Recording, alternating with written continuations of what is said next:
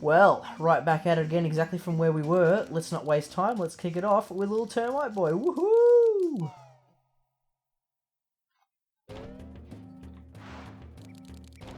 Alright, so now that we're a termite, I'm realising I should explain the things more because I'm breezing through it, but I'm not telling you why I'm not going certain places. So like here, the reason I only went part way up this termite mound is because with your Banjo walk, you can get up steep slopes. Oh, with your Kazooie walk, I should say. Banjo walk's like a dumb bastard. So you can get up this slope, you can even get up this one, but this slope over here is too steep. But as a termite, you can get up the steep slopes. Like that, see? It also means, so you got no attacks. Oh, look at that, 100 notes. Killing it. You got no attacks, so I can't attack these termites, which can be a bit of a pain in the rump if they don't get out of the way, but I think for now, we'll just skip over most of them. See, like, he's guarding, like, eggs, but I don't know what's eggs, you know what I mean? Give me that cool backpack. Hey! I appreciate you calling the backpack cool. I do. But you need to ease your steez a bit there, bud. You know what I mean? A bit aggressive. Yeah. Ooh, look at that. Let's get to the top of the termite mound. Now, that's also something I used to have trouble with, is getting up that termite mound. I don't know why. It's just those fine motor skills, you know? I just never developed them as a kid. Here we go. Top of the mound. Oh, and look at that. Look at that perfect score. 10 jiggies out of 10 jiggies on the easiest level in the game. I might be the best player of this game ever. You know what I mean? And then I killed myself. No, just kidding. You don't take full damage. But you do get this little secret. Look at that. Just quickly before I move on. Ignore the mess that is this screen. I swear, it's totally legitimate. Don't worry about it. I just want to check my totals. There you go. Good score. Alright, 16 minutes? That's not bad. You know, it's not speedrun speeds, but that's not a bad little speed for the first level. But now here's why, and you probably figured it out if you've been paying attention, which I hope you have. There will be a quiz at the end. The reason I did this last is because you can take... excuse me, my throat is not keeping up. Is because you can take the transformations out of the level to a certain point, and a switch I hit before actually spawned a jiggy. Right up here. If I just hop up here, look at that. See that? I love that. That clever little interconnected touch is really, really nice. Okay, I need to pay a bit more attention, because that's redonkulous. Ah, see here? Mumbo magic get weak, turn back or go. Magic or gone, must go back to where I died. Now. So you see, and now we're back to this. It just saves a little bit of extra time. So let's move on, let's go up here. Ah, the note door. I'll let Bottles explain the note doors.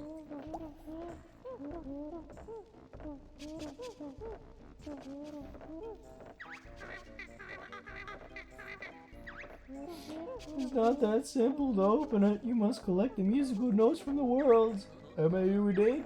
The number's on the... Banjo, the number is literally on the door, bro. Like, I know you're not the brightest. You're a bit of a bear. But, like, just pay attention. You know what I mean? Oh, what a legend. Fills me energy up and everything. Let's go.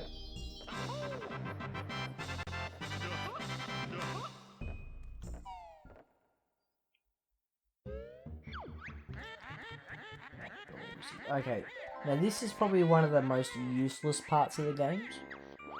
So this is, yeah, Grunty's sister. Bruntilda! The nicest sister. She's crept down to help us defeat her. She tells us little tidbits and factoids about her sister. They become relevant way later in the game. And what you're meant to do is, like, listen to them all and memorize them. I've never really bothered because it's more of a pain in the ass. So we'll ignore her for now. One good thing is she does give you health, which is useful. To remove bottles, why would I remove a piece, mate? I'm killing it right now. And there we go. Unlock Treasure Trove Cove. Probably one of the best soundtracks. Oh, the best, what would you call it? Just the best music? The level themes in the whole game? Yeah, we'll call it a level theme. Treasure Trove Code, genius. Ooh, okay, I need to... The problem is that I've got like a fully analog joystick right now. And it doesn't have notches like an N64 controller does, which means I'm just sort of sliding. Oh, he's making big excuses. I know, I'm just making excuses. But it is frustrating. Get that Mumbo skull. That's right, I know where stuff is.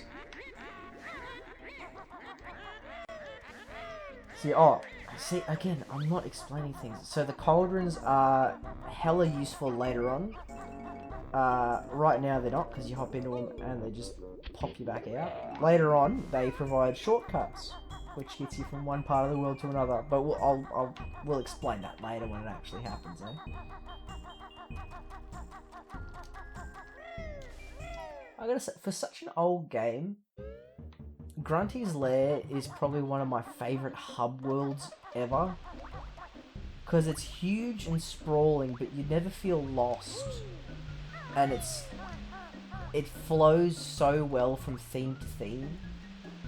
So you start to get further down here and it starts to get, you know, tropical and there's water. And then you get to this door and like the sand starts to creep in around the edges. And then the music, the theme actually starts to kick in if you listen. Like, oh, it's just, you're gonna hear me, like, just love on these games for practically the whole time we're here. But hey, that's why we're here, you know what I mean? I love these games. Listen to that Treasure Trove Cove theme. Let's get some notes. Alright, now I told you to get ready for it. Here's another part of me being a little sissy girl. And something you should know about these games if you know anything about them. So we're mixing underwater with this nightmare. Look at that. It's a shark that comes at you and bites you right on your butt. But something I didn't know as a kid, that I only worked out later on, like next to work, you can hit him with eggs.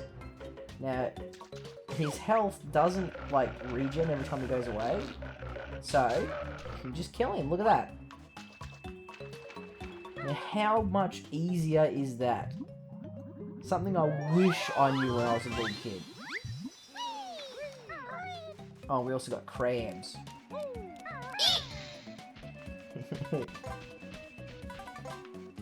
yeah, no, this is fun. I gotta say, I am enjoying myself. I'm looking forward to the editing more than this. I think that's the sort of I dread to use the term, but I think that's the sort of YouTuber that I'm gonna be. The gameplay part is hard. It's constant performance and no downtime. Well, performance. Do you enjoy my performance? This ain't a performance. This is me playing a game. But yeah, no, I think I'm gonna enjoy the editing much more than I do the actual talking bit. Anyway, here's a giant hermit crab that I've been ignoring because I've been talking about useless things. His name's Nipper, and he's a complete pain in the ass if you have an old N64 controller, because I don't know if you know anything about them. The joysticks used to wear out, so instead of walking full speed used to start to slow down to like this, and it doesn't really help when you've got a boss with a timed attack where you really have to run at him, so it became almost impossible. But I mean, obviously I'm not using one of those N64 controllers now, so you know, it's a lot easier nowadays, but back in the day, let me tell you, you used to have to find ways around it. So like if you pulled back on the joystick, you would run faster, so you could use camera angles. If you did a Talon Trot hop, landed, jumped really quickly, and then did the big barge attack, you could just get it in. But, oh, let me tell you, we became experts at this game when we were kids. Experts in ways of not having to buy new controllers. Hey, look at that, Jiggy number 1. Man, you forget how just bizarre these games are. Just murdering a hermit crab, going into his giant on the inside shell. And just, yeah, just scooping out his innards for Jiggies. Genius. Right, where am I going next? So this is where the levels start to get a bit more sprawling. I'm having to start to actually think about and consider where I'm going. Oh, man. I swear this is not my fault. I swear it's the controller. And I know everybody uses that as an excuse, but I swear. Let's just get these notes in the trees. I reckon next we'll have a look at the pirate ship, eh? Actually, what is it called? It does have a name. The Salty Hippo. Love it. Oh look, there's a Salty Hippo down there. I'll chat with him in a second after I learn this little move. Oh, I help Kazooie fly. Well, we got feathers for flight, a flight pad. I wonder what this move is gonna be, huh? Let's have a glance.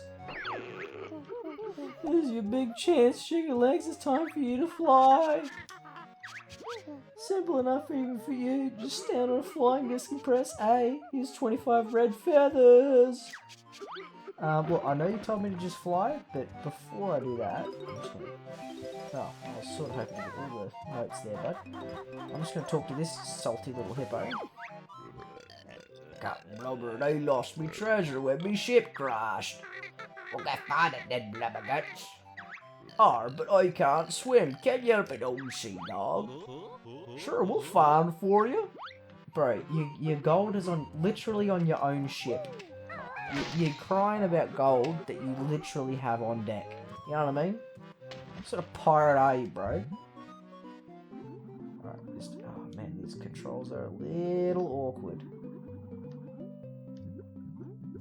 Okay, here we go. Now we're cooking with gasoline, eh? Probably shouldn't cook with gasoline, but hey, be fast. Yeah, every single thing in this game, even the collectibles, they just put googly eyes on it and make it talk. Every single thing. And it became sort of iconic to the point where they made that, it was almost like a soft reboot game, Ukulele, which honestly I wasn't super fond of. But we'll get into that later. So yeah, they made like a soft reboot game, Ukulele, and they gave everything googly eyes in that too, to the point where they made googly eyes an enemy on their own that would just attach to like random objects. but it really felt like that game got the surface level ideas right, but just couldn't pinpoint what made the games actually fun. Anyway, enough complaining. Let's get this gold to this big old hippo, eh? Ooh, can I find the spot? There we go. Look at that. Look how much gold he's got. He is set for life. Oh, don't give me already. Well, his accent changed entirely. I apologise. I'm off to span. I reckon he's a con man. His accent changed entirely. He was not consistent at all. Captain Blubber, more like Captain Bloody Liar, you know what I mean? Jesus. Ha! Got him! Anyways, moving on from my inability to do accents, let's get another moveset, eh? Man, they really just throw moves at you for the first couple of levels. Here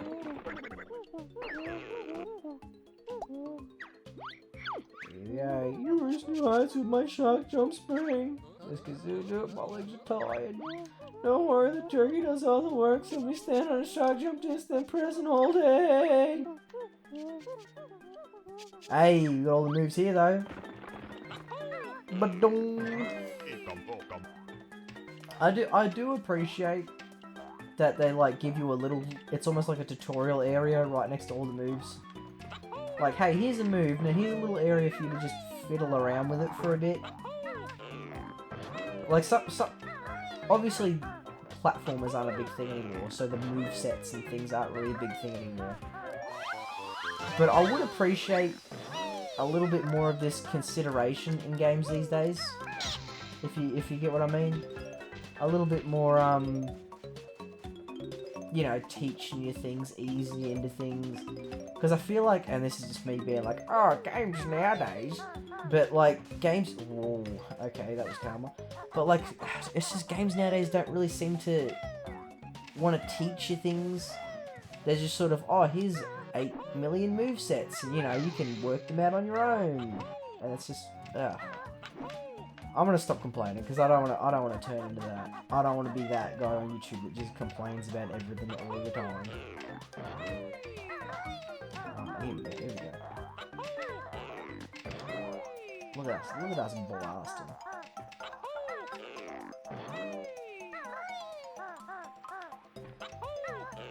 Tell you what, we're such good gamers, we'll skip that one down there. We'll go straight for the jiggy, mate. Look at that. Perfection.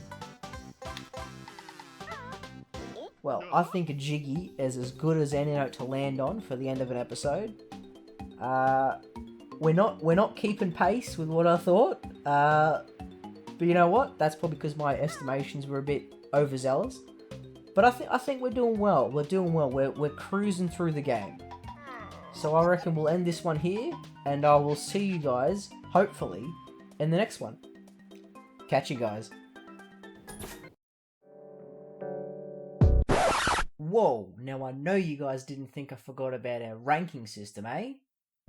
So let's have a look at what we got. First up, first level complete, we got Mumbo Mountain. And since that's the only level we finished so far, that's the only level we got. So, good job on the gold, Mumbo's Mountain. Stick around.